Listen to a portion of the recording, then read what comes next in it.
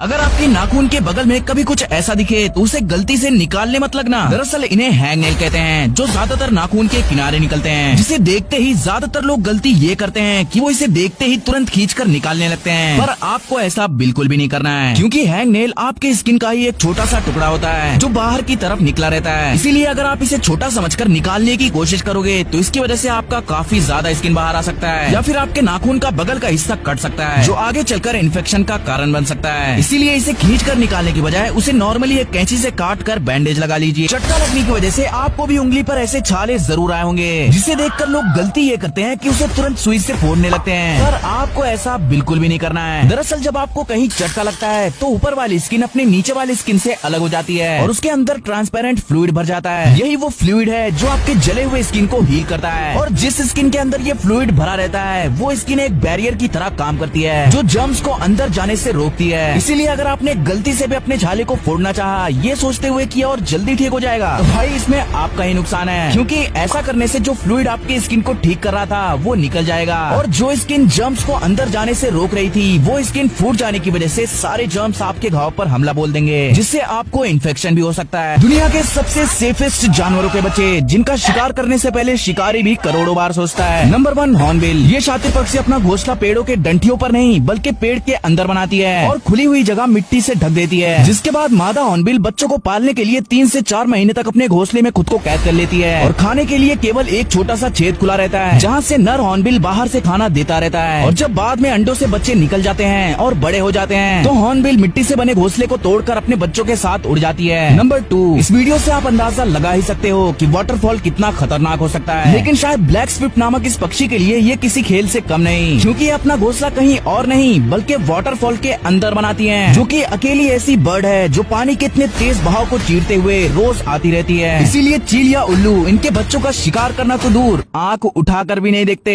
बड़े खतरनाक लोग। क्या आपने कभी ये सोचा है कि पानी के इतने तेज बहाव होने के बावजूद भी इंजीनियर्स पानी पर ब्रिज कैसे बना लेते हैं? तो देखो, ब्रिज बनाने के लिए सबसे पहले बनाया जाता है उसका फाउंडेशन, और फाउंडेशन को अंजाम देने के लिए इस्तेमाल किया जाता है कॉफर डैम का। अब कॉफर डैम क्या है? कॉफर डैम स्टील पाइल्स की मदद से बनाया गया एक राउंड शेप जैसा स्ट्रक्चर होता है, जो पानी की गहराई के हिसाब से बनाया जाता है। फिर जहाँ फाउंडेशन बनाना होता है वहाँ इस कॉफर डैम को एक क्रेन की मदद से लाया जाता है, फिर उसे धीरे धीरे पानी में डालकर ठोक दिया जाता है, और जितना भी पानी कॉफर डैम के अंदर बचा रहता है उसे मशीन की मदद से निकाल लिया जाता है, जिसके बाद इंजीनियर्स को पानी के अंदर सूखी जमीन मिल जाती है जिसमें वो आराम से पिलर्स बना सकते हैं। और पिलर्स बनने के बाद क्रेन की मदद से बड़े बड़े कंक्रीट के ब्लॉक्स को जोड़कर ब्रिज का रास्ता भी बनाना शुरू कर दिया जाता है। ये है भारतीय जवानों की सबसे खतरनाक ट्रेनिंग। इस ट्रेनिंग में सोल्जर्स को 36 घंटों तक बिना खाना पानी या नींद के ट्रेनिंग करनी होती है। इसके बाद सोल्जर्स को अपने साथ 30 किलो वजनी बैग, 7 किलो वजनी गन और 20-20 लीटर के 2 जेरिकेन्स को लेकर 1 किलोमीटर का सफर करना होता है, और फिर 60 से 80 किलो वजनी टायर को उठाकर वापस 1 किलोमीटर दौड़ना होता है। इतना ही नहीं, इन्हें 30 से 80 किलो वजनी लकड़ी को उठाकर इस पड़ाव को पार करना होता है। इसके बाद इन सोल्जर्स का हाथ पैर बांधकर उन्हें 12 फीट गहरे ठंडे पानी में डाल दिया जाता है, और ट्रेनिंग के समय ट्रेनर्स उन्हें अंदर डुबाते रहते हैं। इस दौरान कई सोल्जर्स हार मान जाते हैं, लेकिन जो सोल्जर सिलेक्ट होते हैं उन्हें मरून कैप मिल जाती है, और इसके बाद उन्हें सबसे खतरनाक पड़ाव को पार करना होता है। इस पड़ाव में उन्हें एक ग्लास के अंदर फौजी रम दिया जाता है, और उन्हें उस रम को पीने के बाद ग्लास को अपने दांतों से तोड़कर खाना होता है। इसके बाद ही वो सोल्जर पूरी तरह तैयार हो जाता है और बन जाता है पैरा असद कमांडो।